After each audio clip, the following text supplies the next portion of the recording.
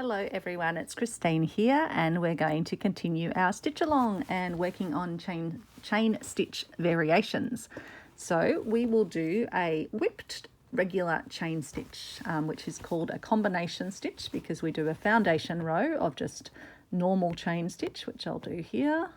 And then we're going to add the whipping stitch on the surface of the fabric, working through the stitches. I'll just do a regular row.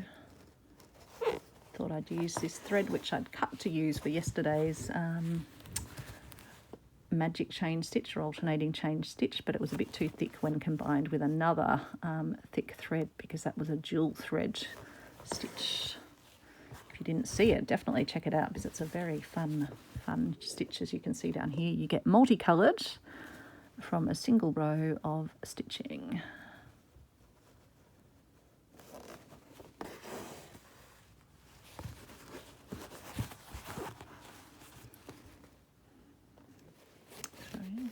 I put my camera in a weird spot today. I'm just struggling to sort of peer past it and make sure that I stay on camera. I might have to peer underneath it instead. Don't want to move it and make you feel seasick, so I'll lean back a bit in the seat and do it that way. So yeah, I showed the regular chain stitch when I was doing the little chain stitch label for this piece. So if you haven't done chain stitch before and want to refresh on that, you can check that video out a few videos back. There's a playlist if you are watching this stitch along for the first time where you can see all the stitches. You can do them in whatever order you want. We're working through sort of letter by letter, although not necessarily totally alphabetical within that letter because we're having people suggest stitches to add as well. And some people are doing all their stitches just sort of on a single sheet. I'm doing for each different type of stitch another piece of fabric which will all go into a treasury of stitches or dictionary of stitches.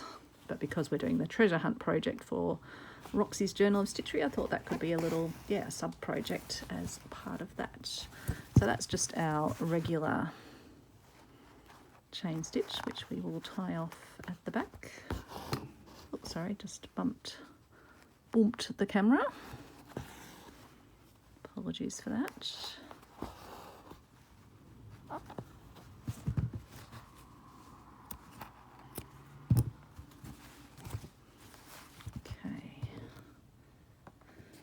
And then I've already threaded my needle, tied a knot.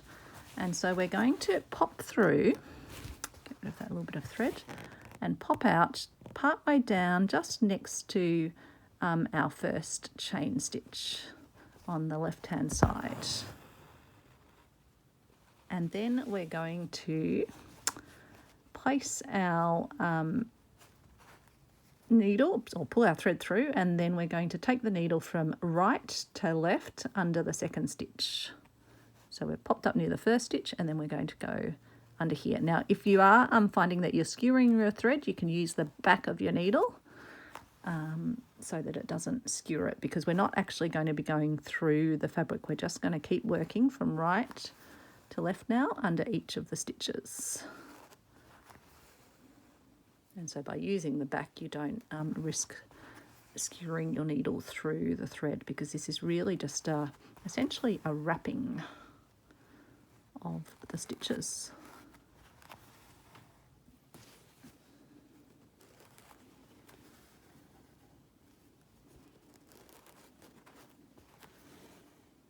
So it's a very, very straightforward little stitch. And then when you get to the end, you take the needle to the back under the last stitch. So we will just take it, I guess we'll take it about there. And so as you can see, you almost, you end up again with a lovely little vining effect, but with those still little spots in the middle. And you could always even like add beading into those little spots. Wouldn't that be great as a little candy cane as well?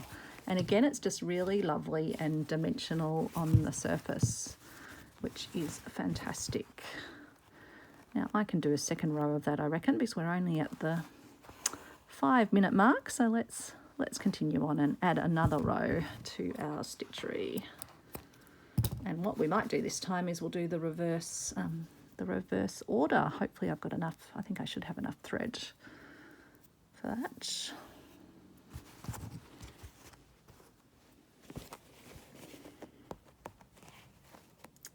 I'll start up here. And we just do our usual chain stitch. Easier not being in the hoop for chain stitch, I think, but it's okay, and it just makes it a bit easier for you to see because the fabric's then not getting crunching up.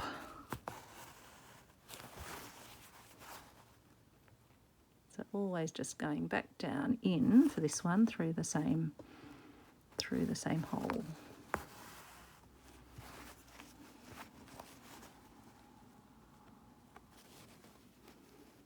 Just popping out the distance in front that you want, and you can choose what that distance is depending on the size you want your chains to be.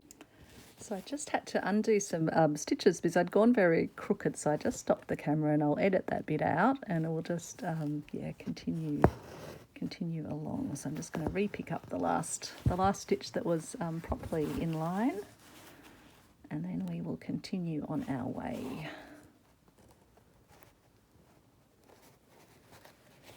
Just trying to keep the needle parallel with the line. It really shouldn't be that hard, but sometimes that proves a challenge for me.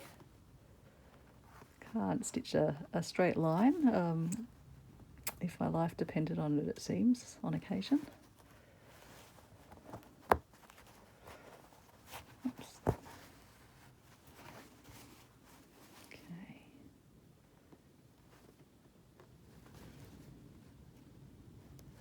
Oh, well, the group is getting plenty of chat time tonight while I do my bits and pieces here. For those that haven't joined our little premiere chat, so there's a little live chat that occurs while the premiere plays. So I pre-record these, but then I can join in the chat with the folks when the premiere plays for each of these episodes. And we have a lovely little community that joins us there. Anyone's welcome to join us. Chat about stitching, chat about life, gardening, weather, all sorts of things, pets. It is a broad-ranging topics.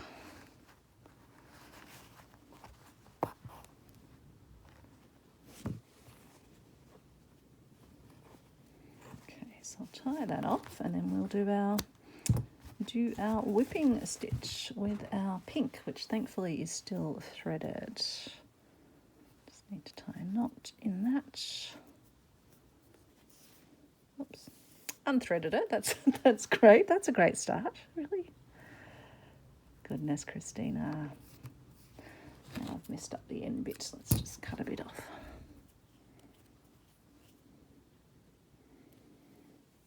This is a very simple stitch, folks, if you don't do it the way that I appear to be doing it. So I'm going to, maybe I'll go back the other way. I guess I can still do that. I'm going to pop up on this side, just halfway down the first stitch and not skewer the stitch. And then I'm going to start passing my needle using the back so we don't skewer, just underneath the second stitch, and then underneath the third stitch, going right to left.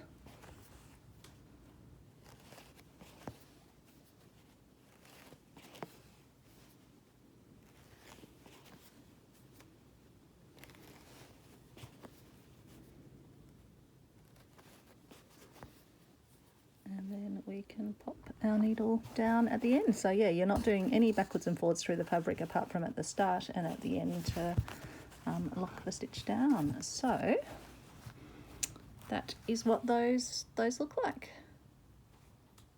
Yeah, really dimensional, really, really lovely. So I hope you enjoyed that, and tomorrow we will be moving on to interlaced chain stitch. So again, this is a combination stitch where we'll be doing a regular row of chain stitch, and then we'll be doing the interlacing. So I will see you then. Thanks, folks. Bye.